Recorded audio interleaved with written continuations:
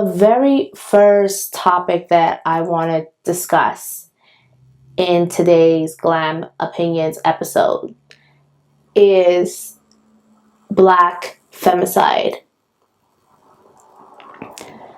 For those of you who are unaware of what femicide is, let alone Black femicide, femicide is basically the unaliving of women.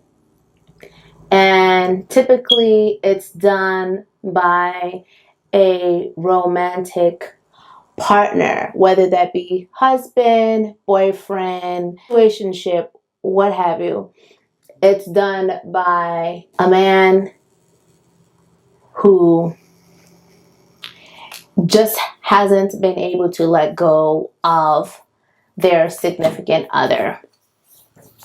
And this topic has lit us on fire in the past 2 months or so.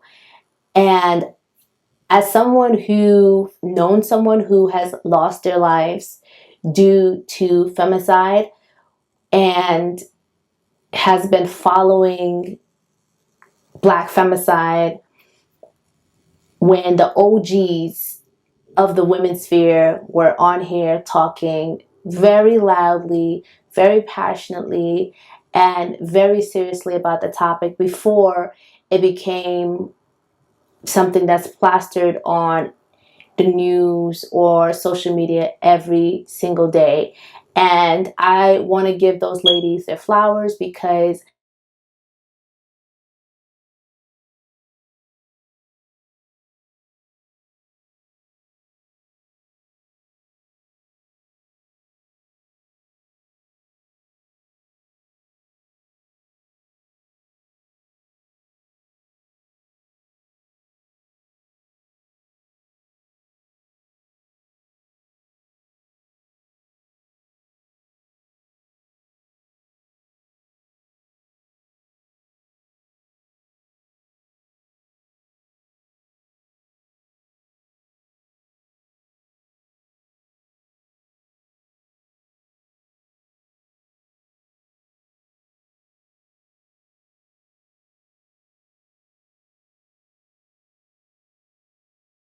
they have kept every single one of us Black women informed for years, and they have taken all the beatings for that. I'm not going to mention their names only because whenever you start naming names in these conversations, there's always going to be some type of deterrent trying to make something out of nothing.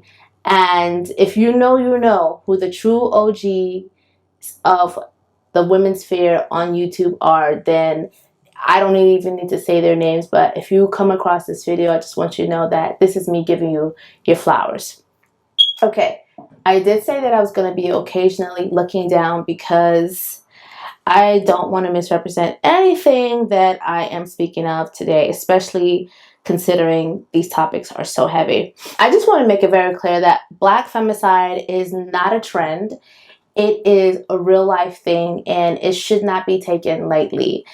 The unaliving of Black women is staggering, and it is so disheartening because oftentimes we are ignored. We're ignored in the media. If we get some coverage, we are treated like it's just another day of business, business as usual. A lot of times it's very harmful because our stories get pushed aside and not taken seriously.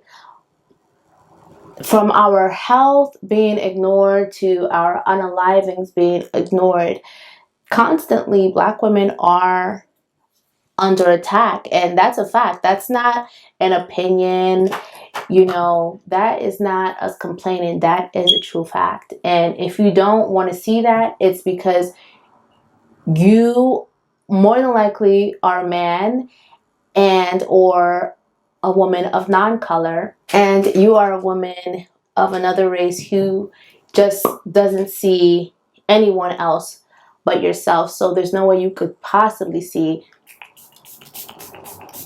all that a Black woman goes through. But I'd like to keep hope out there that there are people who are empathetic to the cause of a Black woman. But I just want to make it clear that there's no other group of women who have to be our own armor, our own support system more than Black women. That's just a fact. Black femicide is not a trend. It is a public health emergency. It is a public health emergency. We are not only fighting to stay alive in the medical system, but we are fighting to stay alive in our romantic relationships. Women all over, but Black women especially. Let's look at the data, okay? At least 4 Black women and girls were murdered per day in 2020. At least 4 Black women and girls were murdered per day in 2020. The findings for this data is going to be posted on the screen if you want to check the sources. A recent Essence article documents all of the current and most recent Black femicide stories that have come across our timelines, our screens, and these are their real names. And it's just scary how many of those names we don't know, but these are the names that we do know. So we have Shaniqua Pugh, shot by her husband, who then killed their 7 children. Ashley Janae, found dead in Zanzibar after a trip with her fiance. Nancy Mateer, Coral Springs vice mayor, killed by her husband. Bianca Huntley, shot in her car during rush hour in Atlanta. Ashanti Allen, 8 months pregnant, found dead in a park in Houston. Victoria Alexander, chased into her workplace and killed by her estranged husband. Raven Edwards, murdered in front of her children in DC. Gladys Johnson Ball, killed with her unborn child in Milwaukee. And the list goes on. And I just want to also name Jeanette Duncan. She and I went to Brooklyn College together. She was close friends with my former boyfriend, and she was unalived in 2019 by her ex-boyfriend, who later unalived himself, but still managed to shoot her current boyfriend. And I remember when I heard that, I was in shock because I didn't quite see this coming. You know, I never would have imagined that this would have happened to somebody who was just literally 1 or 2 degrees away from me in separation. Like, I still to this day, I think about her every single time I hear a new story regarding Black femicide, and may her soul rest in peace.